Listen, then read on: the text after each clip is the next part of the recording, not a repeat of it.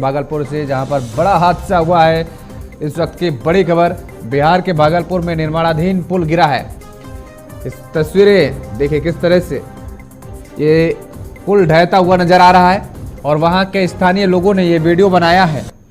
तस्वीरें आप देखिए किस तरीके से कुछ सेकंडों में ही यह पुल ताश के पत्ते की तरह ढह जाता है और अंदाजा लगा सकते हैं आप कि किस तरीके से यह पुल ढहा है। बिहार के भागलपुर में सुल्तानगंज अगवानी गंगा नदी पर बन रहे निर्माणाधीन 4 लेन पुल एक बार फिर जमींदोज हो गया है। एक बार फिर इसलिए क्योंकि आपको बता दें कि 1 साल पहले भी यह निर्माणाधीन पुल गिरा था। निर्माणाधीन पुल का सुपर स्ट्रक्चर नदी में गिर गया है। अगवानी की तरफ से पुल का पाया नंबर 10, 11 और 12 के ऊपर का पूरा सुपर स्ट्रक्चर गिर गया है, जो लगभग 100 मीटर का हिस्सा होगा। हालांकि पुल के स्ट्रक्चर गिरने के कारण का अभी तक स्पष्ट नहीं हो पाए हैं और इस महासेतु का निर्माण एसपी सिंगला कंपनी द्वारा किया जा रहा है और भागलपुर जिले के सुल्तानगंज में बन रहा यह पुल खगड़िया और भागलपुर जिलों को जोड़ने के लिए बनाया जा रहा है। और इसी खबर पर ज्यादा जानकारी के साथ हमारे सहयोगी अमित कुमार हमारे साथ फोन लाइन पर बने हुए। अमित, क्या कुछ जानकारी है? फिलहाल अपडेट क्या है? भागलपुर में सुल्तानगंज अगवानी गंगा नदी पर यह पुल ढहा है, फिलहाल अपडेट क्या है पूरे मामले पर?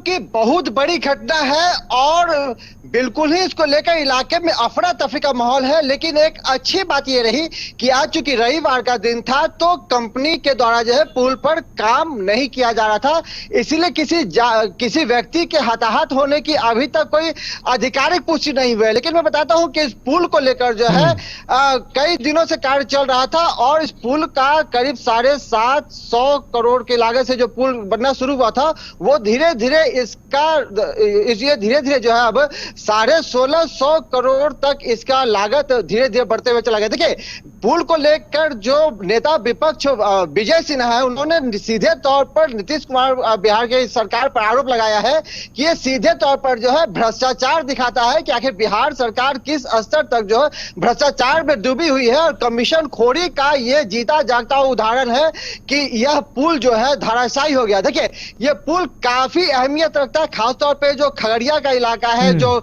डुमरिया हुआ, ठुट्ठी हुआ, इस तरह का गांव है, वो भागलपुर से जोड़ने वाला और काफी महत्वपूर्ण ये जो है पुल है।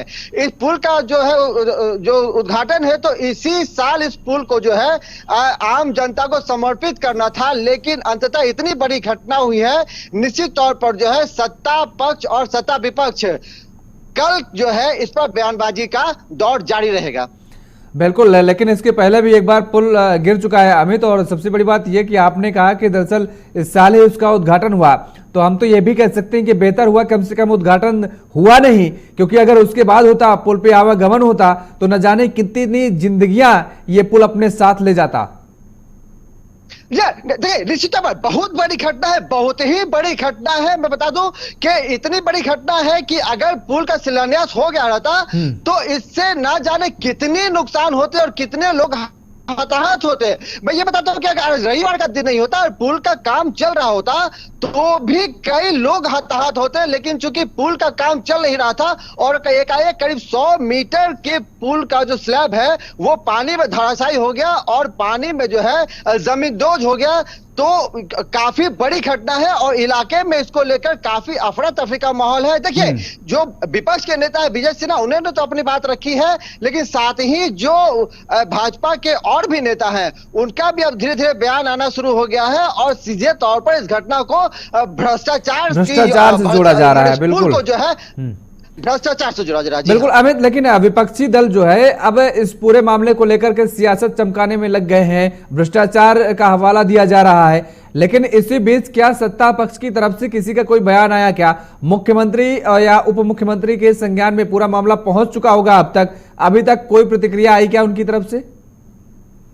देखिए, निश्चित तौर पर जो सत्ता पक्ष है, जो बिहार के मुख्यमंत्री नीतीश कुमार है या फिर सत्ता पक्ष के अन्य लोग हैं, तो उन तक तो निश्चित तौर पर जो है बात पहुंच गई है। लेकिन मेरी बात कुछ लोगों से हुई जो प्रवक्ता है या फिर जो मंत्री हैं, तो उन्होंने आधिकारिक तौर पर अभी कोई भी लोग कुछ भी कहने से बच रहे हैं, परहेज कर रहे हैं या कहिए कि कंडी कटा रहे हैं।